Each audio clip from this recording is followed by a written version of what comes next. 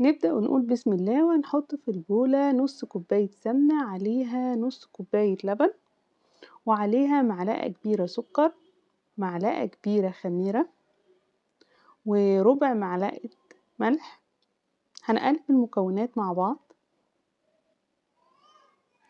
هننزل عليهم بنص كيلو دقيق، طبعا نكون نخلينه كويس.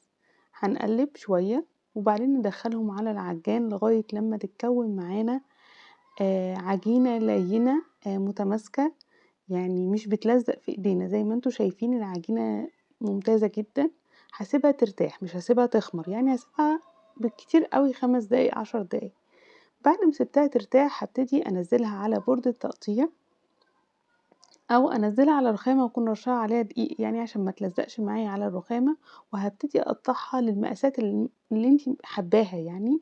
دي هتكون فطاير بالجبنة، مناسبة جدا لجو الصيف اللي احنا فيه، والخروجات للنوادي، اي خروجه يعني مصايف وكده بتكون مناسبه قوي تكون معاكي، علشان الاطفال الصغيرين وحتى الكبار والله بيحبوا ياكلوا الحاجات دي يعني مع الشاي الصبح او كده.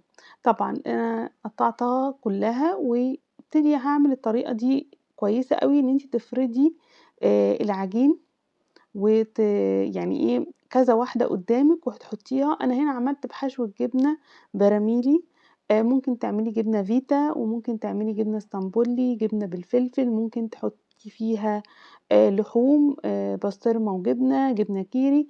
بصي عندك تشكيلة متنوعة من الحشوات. وممكن كمان تعملي حشوة التونة مع الخضروات، يعني بتبقى حلوة قوي. يعني اهم حاجة تكون يعني صغننة كده، على يعني عشان ما تتاكلش وتتساب منها، لأ صغيرة على قد القطمتين 3 وخلاص. الطريقة دي هتريحك وهتنجزي، مش هتحسي ان انتي عاملة كتير يعني وراكي ضغط يعني في شغل الفطاير بالذات، علشان الجو حر وبتخمر بسرعة واحنا بنشتغل.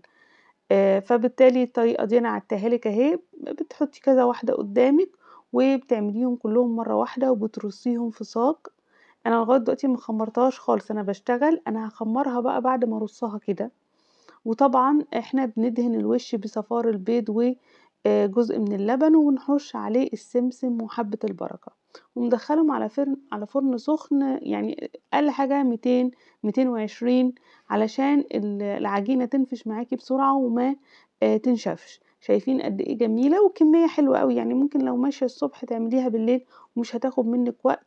عندِك مثلًا المقدرة إن أنتِ تعملي 2 كيلو 3 كيلو وتحطيهم عندِك في الفريزر، ما فيش مشكلة. أشوفكم على خير في فيديو جديد.